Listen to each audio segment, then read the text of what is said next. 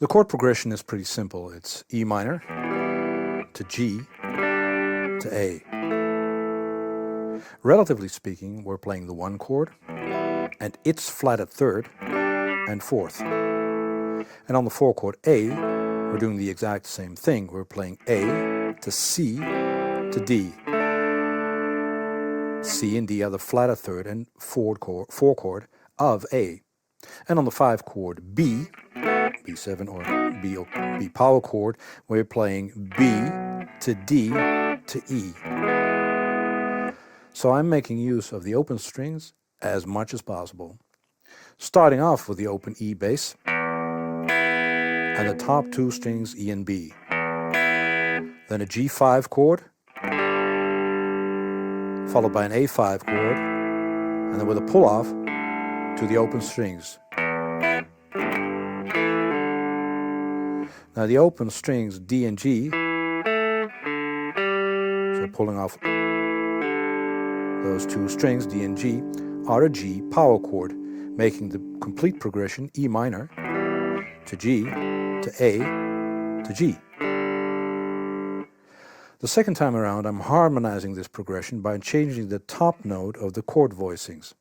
I'm playing a different G power chord, this power chord, going to an A major chord. That's my top note, D top note, and going to a C sharp, the major 3rd of the A major chord. And on the 4 chord A, I'm trying to keep the structure of the backup part intact. So I'm opening up with the open A string, followed by the A and E on the 5th fret, so that interval on top. I then use several chord shapes of the C chord and later on the D chord. I use this C and D, but later on you see me use this D power chord too.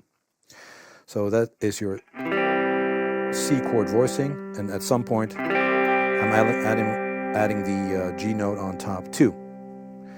And then the D chord has this voicing, which is D5, but I'm also using the C chord moved up the neck to the 5th fret, which makes it a D add 11. This last chord trick uses the trick of moving an open position chord up the neck. It's nothing more than a C chord moved up 2 frets. The open G string keeps ringing, and that one adds the add 11 color to the chord. Using this trick also means I can keep the structure of the accompaniment intact. Because of the quick transition between the chords, I can't make it back to the C chord on time to keep the groove going. That just doesn't sound right. But I can insert a C note on top of the D chord, making it a D7th chord, making it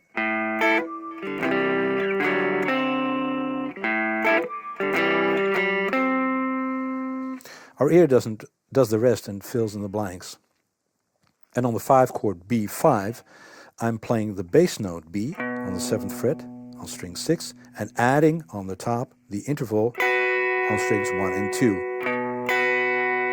It's the flatted 3rd. Its flatted 3rd and 4th chord are D and E. And I'm playing voicings of these chords with a clear melody on the top strings. It's a D5 chord going to an E 7th chord.